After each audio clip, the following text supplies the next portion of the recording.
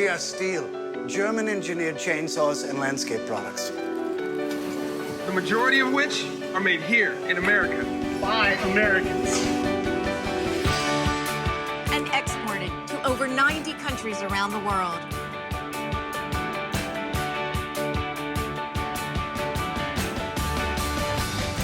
Find out why STIHL is #1 in America at STIHLUSA.com.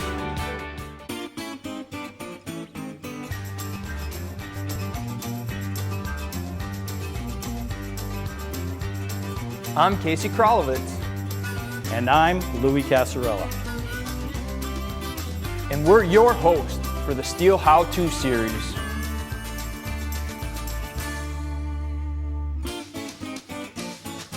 STIHL created the How To Series to give you some tips and general advice on how to operate and maintain your STIHL power tools. Of course, as always, STIHL recommends that you read and understand the information provided in the STIHL instruction manual that came with your STIHL product. If you can't locate your manual, it, along with all our instruction and safety manuals, can easily be viewed and downloaded for free from our website at www.stihlusa.com. So what do you say, Louis? Let's get started. In this segment, Louis and I are going to show you the proper way to store your STIHL gas-powered tools. If you don't plan on using your tools for an extended period of time, generally 3 months or longer, this procedure is going to be pretty important.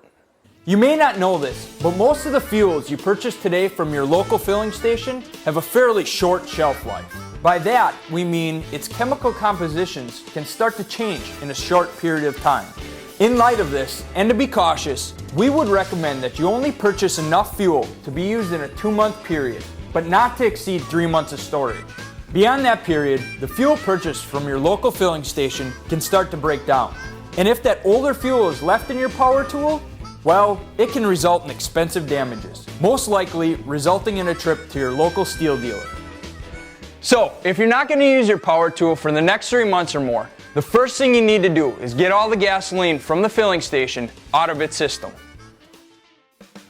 To do this, we're going to start in a well-ventilated area, outside, away from any open flames or sparks, like this empty driveway.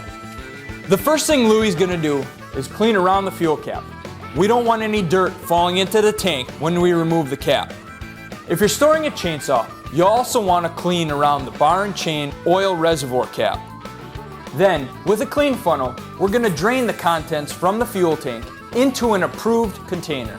Take extra care not to spill any fuel on the ground or yourself. Here's our first tip. STIHL offers an alternative to purchasing fuel for your power tools from the local filling station.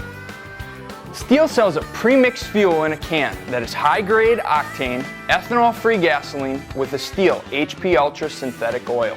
STIHL Moto Mix. This fuel is much more stable than regular gasoline and can be stored for up to 2 years without harming the engine. It's the ideal fuel mix for your small 2-stroke engines, like your STIHL power tools, and it's especially helpful if you don't use your tools on a regular basis. Now, if you've been using gasoline from the filling station and not STIHL's Moto Mix, after you empty the tank, you'll want to pour a small amount of Moto Mix back into the fuel tank. Reinstall the fuel cap and wipe away any fuel left behind. So Louis emptied the fuel reservoir and put a small amount of Moto Mix back into the tank. But he's not done yet. Next, you're going to want to start the engine. We need to give you an important caution here. STIHL warns you should never start your power tool any closer than 10 feet from where you are fueling, or in this case, unfueling your power tool. You never want to take the chance of a spark causing fuel or vapors on the ground or in the air to ignite. Now we're going to start the power tool and let it run at idle until it's completely out of fuel and the engine stops. This is going to burn up any fuel that was left in the tank, the fuel lines, or in the carburetor.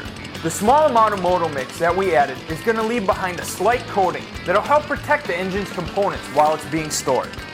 But even if you didn't add a little Moto Mix, you're still going to want to start your power tool. Let it run until it's completely out of fuel. In the case of storing a chainsaw, fill the bar and chain oil reservoir. We don't want any internal parts of the tank that have been exposed to bar and chain oil to dry out while in storage. After the engine's had enough time to cool down, we're going to finish our storage prep. There are specific things that need to be done for the different types of power tools that STIHL offers.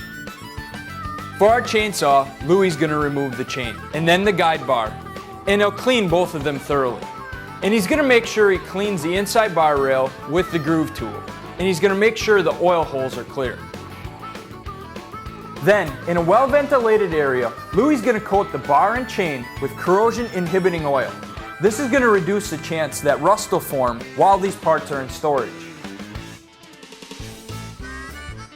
A nice accessory to have, not only for transporting your chainsaw, but for storing it, is a carrying case. You can store the bar and chain, tools and files, along with the power head. It's all in one place, safe, ready to be used when you need your chainsaw again. In the case of our hedge trimmer, we're going to want to thoroughly clean the blades, and once again, in a well-ventilated area, coat them with the STIHL resin solvent. Remember, always wear gloves when doing this. These blades are extremely sharp. And then reinstall the blade scabbard. For a string trimmer, take off the cutting attachment, clean it thoroughly, and then reinstall it. For all of our products, clean off the power head. Next, clean the air filter. You'll want to check the power tool instruction manual for proper procedures. Not all air filters are cleaned the same way. On our MS-271, we're going to clean around the filter and remove any loose debris before we remove it. We don't want any material falling into the throat of the carburetor when we take the filter off. Remove the filter, knock off any remaining debris, and then reinstall the filter. Finally, Louis will give the unit one more look over. Make sure all fasteners are tight and no parts are missing or broken, and then he'll wipe it down. Then, store it in a dry, high, or locked location, out of the reach of children or any unauthorized persons. So there you have it. Now your STIHL power tools properly stored. Great job, Louis.